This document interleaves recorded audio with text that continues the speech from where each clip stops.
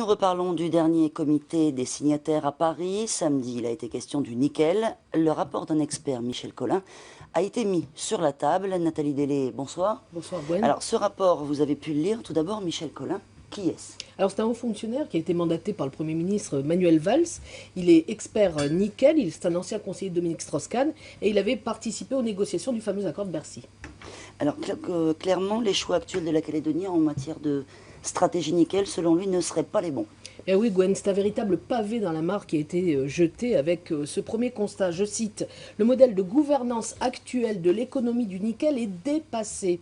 Mais il n'y a pas que ça, il y a aussi une petite phrase qui doit interpeller les Calédoniens. Je cite encore l'expert, quel que soit l'avenir du nickel dans l'avenir de l'économie calédonienne, sa place ne peut que décroître. L'état de dépendance de l'économie calédonienne à un système aussi spéculatif et cyclique est malsain et dangereux. En clair, ça veut dire quoi? Eh bien, quel que soit le statut que choisira le pays, il ne faudra pas compter sur la seule manne nickel pour remplir les caisses, maintenant et pour encore quelques années à venir. Quand on sait par exemple que Paul Néaoutine, le président de la province Nord, avait déclaré un jour que l'argent du nickel financerait l'indépendance, eh bien, au regard de ce que dit l'expert Michel Collin, il faudra peut-être penser à compter sur d'autres ressources. Alors, quelles sont les pistes qu'il préconise?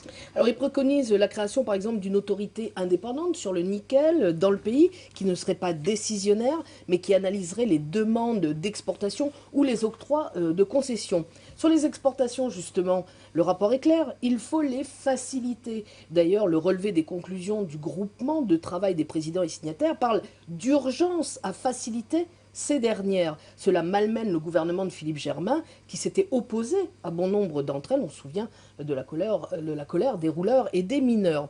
Dans son rapport, Michel Collin démonte aussi l'entrée des collectivités au capital des usines. Je le cite encore, ce schéma n'a aucune pertinence en Nouvelle-Calédonie et il enfonce le clou. Lorsqu'elles sont au capital, les collectivités sont dans l'incapacité de répondre en période de difficulté à leurs devoirs d'actionnaire. On comprend là que le vœu émis, par exemple, par Calédonie Ensemble, de prendre 51% de la SLN, n'a vraiment pas les faveurs de l'expert. Enfin, Michel Collin se demande si le débat sur la politique industrielle doit rester provincial ou au contraire être territorialisé. Voilà donc quelques-uns des principaux axes de ce rapport qui a servi de base à nos élus réunis à Matignon. En conclusion, l'expert, en tout cas, ne fait pas de langue de bois. Il déclare « Le nickel restera durablement une matière première à assez faible valeur ajoutée. Il est indispensable de préparer l'après-nickel pour ne pas laisser la Nouvelle-Calédonie à la merci de ce seul secteur. En un mot, les Calédoniens doivent arrêter de fantasmer sur leur richesse nickel. » Merci beaucoup Nathalie Delay pour cette analyse.